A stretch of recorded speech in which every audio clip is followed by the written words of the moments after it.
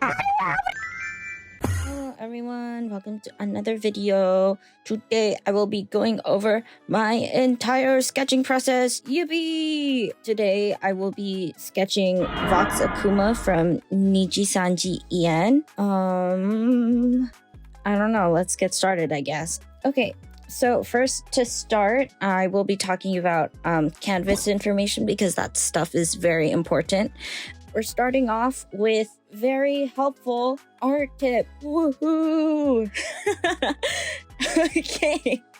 So when you want to make digital art, it's very important that your canvas size is at least 1000 by 1000 pixels and 300 dpi. The art will be very pixelated if it's smaller than 1000 pixels, and especially more so if it's less than 300 dpi. Don't really go higher than 300 dpi, it's not really worth it. And of course there are exceptions to the 1000 by 1000 pixel rule. For example, pixel art, you need a very small canvas in order to make it look good, or different aspect ratios, but 1000 minimum is best. So the canvas size that I'm working in today is 5 inches by 7 inches and 300 dpi. So if you don't know what dpi is, it stands for dots per inch. I'm pretty sure. It just means if you want to like print something out, it'll look nice. That's usually what it's for. Otherwise, you don't really need to care about that stuff if you don't plan on printing your art. But if you do plan on printing your art, make it at least 300 dpi because that's like the industry standard for everything. Don't go higher than 300 dpi though, because it's not really worth it. And then as for the color space I'll be using for today is Display P3. Display P3 is meant exclusively for digital viewing. So like when you make art, you'll only look at it through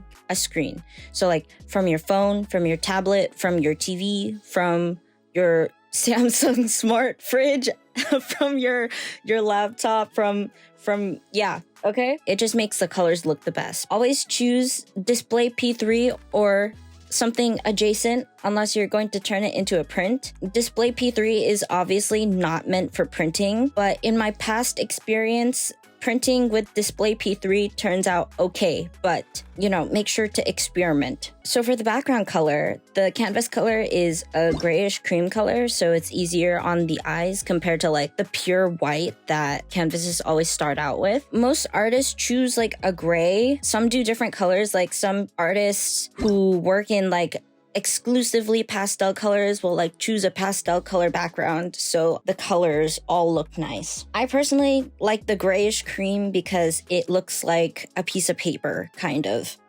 Okay, now we are going to start on the sketching process. Use your brush of choice, lower the opacity of the brush, and I use like a medium to larger brush size to do like a very rough sketch. So I start out with a circle for the head, and then center line for the center face, and then I draw the jawline and the eye line and the ears and then the neck, and then I do like a rough rounded rectangle for the rib cage, and then also do a center line. I should have done the center line first, but whatever. And then I draw like the indication of the rib cage because personally it helps me visualize the construction of the chest. And then I do circles for shoulders. So I drew the body smaller, and then I used the transform tool to resize it until I like how the composition is. I do this because it helps me figure out things anatomically. Instead, if I were to draw it in the composition that I want it to be, it might not be like anatomically correct because obviously the proportions are hidden. So that's why I draw the body very small first and then blow it up so it fits the vision that I have inside my head. Usually I have like a reference of a pose in mind, but this time I don't. I just made it up. Maybe next time for a sketching video, I will have a reference so you guys can see how I how I draw with a reference. Always use references, by the way. References are very helpful. I use the lasso and transform tool to fix the head size / shape, and this will happen very often because I tend to draw the heads very big. I don't know why I still do it after all these years. It's just like a bad habit that I have, I guess. So after that, I make a new layer on top, and this will be the neater sketch layer. I choose a different color and a smaller brush size because I'm using digital art to its advantage. Some people like to sketch using like a singular color, but for me, it's hard for me to like visualize, maybe visualize, but it's like hard for me to distinguish other things if everything is a singular color, you know? I changed the angle of the face because I felt like it was a little boring if his face was like facing dead on with the camera, so I'm spicing it up a little bit. Another art tip that I have is an art tip that I have is using the eyeline. I like to make like a diamond per se. This will help visualize the era that, This helps visualize the era that, why do I keep saying era? I like to draw a diamond because it helps visualize the area that the facial features are supposed to be in. And it'll also help choosing where the hairline is as well. I saw this tip in an Instagram post like a very long time ago. I'm not sure if I have it saved. I'll try to find it, and if I do, here it is. If I don't, skill issue, I guess. I don't know. And then I draw the collarbones, and then I draw the trapezius. Make sure that the trapezius is always curved. It makes a little triangle if it helps you visualize what the trapezius is supposed to look like. Also, make sure to flip your canvas. This will help you catch any mistakes. So the hands are from previous drawings that I've done before. Use digital art to your advantage and reduce, reuse, recycle past sketches to save time. Obviously, know how to draw these things. Don't reuse something like every single time you want to draw, because you will not learn that way. So I make the neater sketch a lower opacity so I can see what I'm doing. I make a new layer for the eyes, and then I use a different color and a smaller brush, but still keep the same like 50-ish% opacity. This time it'll be like a little bit darker, maybe like 50 to 80% opacity. And then I draw the top eyelash. That's what I like to call it, at least. I mean, that's supposed to represent like the eyelashes, so I just call it the top eyelash. I give every character pretty eyelashes. Does not matter the gender. Pretty eyelashes is not exclusive to one gender in my art style. I'm planning on making like an eye drawing tutorial / rendering tutorial in the future, so stay tuned, I guess. I also give like every single character gorgeous eyeliner because I'm absolutely fucking obsessed with eyeliner, both in art and in real life. So everybody gets gorgeous eyelashes and sharp eyeliner, slay eyeliner. I don't know. I use 2 lines to draw eyelashes instead of 1 because, I don't know, it looks cool, I guess. I don't know what to say, guys. It just looks cool. Some people don't do what I do and they just like draw like a little triangle. I just personally like it when the lashes are like separated. I'm using a reference for Vox's eye shape, by the way. You can't see it, but I was using a reference. It was on my computer. I use the transform tool to resize and reposition the eye because where I drew it the first time is obviously not correct and too small, but that's okay. I like to draw like a more realistic semi-realistic eye shape. I don't know. I feel like it looks cooler that way. I also like to do like that extra eyelid to emphasize the eye is like half lidded. It depends on the expression, but I personally just like to do it in general. I don't know. It feels wrong if I don't draw it, so I just draw it like every single time. So we're moving on to the nose, and basically where the end of the circle and the center face line meet is where I put a circle where the nose will go. It's not really a guide. It just helps me visualize that there's supposed to be a nose there. Like I said, I have a more semi-realistic style, so my nose will be a little more realistic than the average anime nose, I guess. Since Vox's character is Japanese, I did more of like a pointy higher nose with a lower nose bridge. Usually when I draw noses, it's like very like round and bottom heavy question mark.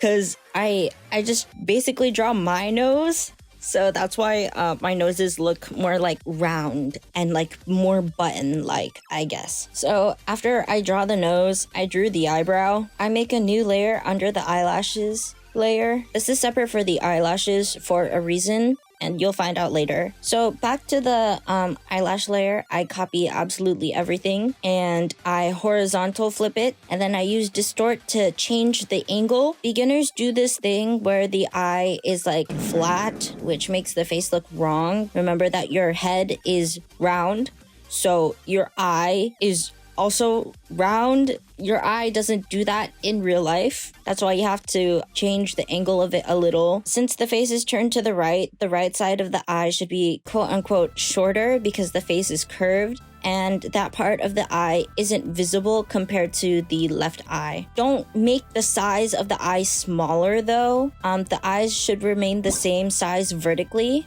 That's another mistake that beginners make. They make the second eye like smaller because they think that's what makes it look like the eye is in like a perspective when it's not. Just make the length of the eye horizontally smaller on the respected side that it's facing in. And then I copy the iris and paste it to the other side. He's looking at the camera, so obviously the eye is the eye should be in a different position compared to the other eye. And then I messed around with the facial features a little bit. I don't know why I was struggling so hard with the facial features, but it's okay. Art should always be a struggle, and if it isn't, you're doing something wrong. That was a joke. Okay, and then I drew the mouth. The ends are thicker to indicate like the corners of the mouth. Same with the inside of the lips.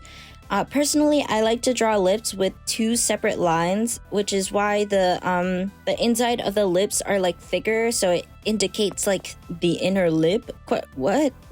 I don't know. If you were to draw this with one line instead of like the thicker lines, it would just connect with like a curve down. Here's an example of what I mean. Insert Itsuomi from 𝘀𝑐𝒰𝒃と錬.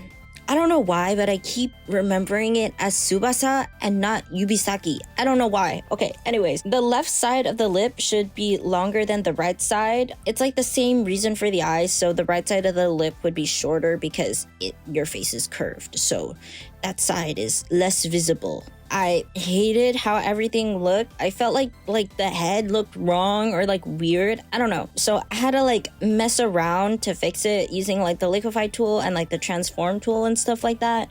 Eventually, I like got fed up and I decided to make a new layer and redefine where everything was since I was having issues with it. And then I also drew the ear detail, the ear, I guess, while I was at it. And then I made a new layer on top of absolutely everything. I also made all the like sketching layers a lighter opacity so I can see what I'm doing. I use like a smaller size brush and obviously half opacity. I used a reference for his hair because his hair is like very unique and I wanted to like capture how wispy his hair is. And then I draw the hair in like sections or chunks. The hair is made up of chunks, which is easier to visualize compared to like, oh, this is hair with every single individual strand. No, don't do that. Draw hair in chunks. It'll save you time and save your brain cell power. I wanted to capture his like wispy, curly hair properly, so I spent a lot of time messing around with how pretty it looks, and I think I did a very good job. I actually really like how his hair turned out, despite how complicated and like detailed it is. And then, after I finished drawing the hair, I made every sketch layer a lower opacity again, and then I started to draw the clothes using a medium thickness brush and using a new color as well. I used a reference, obviously, to draw his clothes. And then I used the liquefy and transform tool to like move things around. And I don't know if other drawing programs have this, but Procreate has this thing where if you draw a line or a shape and hold your pencil or finger or whatever you're using down, it'll eventually correct itself to make either a line, a curve, or a specific shape, and I use that to my advantage. I'm not sure if other drawing programs have that though. I use that to I use that to draw the blazer, and then new layer on top of that, and then I picked a new color, and then I drew his 𝗀𝗲𝒋. I don't know, his 𝗀𝗲𝒋 is very simple. It just drapes over his shoulders. But because of the composition, you can't really see much of his 𝗀𝗲𝒋. So after I did that, I took a break and then I came back. It's very important to take breaks because it'll help refresh your eyes and see whatever mistakes you've never noticed before, even with like flipping the canvas. Also, it's good to rest your wrist and your fingers and your hands. It's very important. Make sure to stretch. I don't really stretch and I should really start stretching, but make sure to stretch as well. If you don't take a break, at least take like a couple minutes to stretch. Anyways, I fixed his eyes a little more, and then I cleaned the sketch a little bit more by like erasing things that are hidden by like details. And then after that, I adjusted the composition a little bit more. And then I drew his earring, and then I fixed the ear because I felt like it was like too big. And after that, I select all the sketch layers and I put them in a folder, and then I named the folder. And that's basically how it looks. That's how I sketch. And that's it. That's my entire sketching process. Man, I feel like I should put like bullet points of what I do. Okay, I guess I'll do that. But yeah, let me know if this was helpful. I feel like it's not helpful, but you know, I try my best. I hope you learned something from this video. Okay guys, ew! Remember to like and subscribe. Remember to like and subscribe and leave a comment if you found this video helpful. It's very helpful to me if you do those things. You know, typical YouTuber stuff, because I'm totally a YouTuber. Okay, guys. Okay, I'll see you in the next video. Bye-bye. 6 figures for the whip. Tell her throw it back, then I blow it back. Drop it down low, let them know it's like that.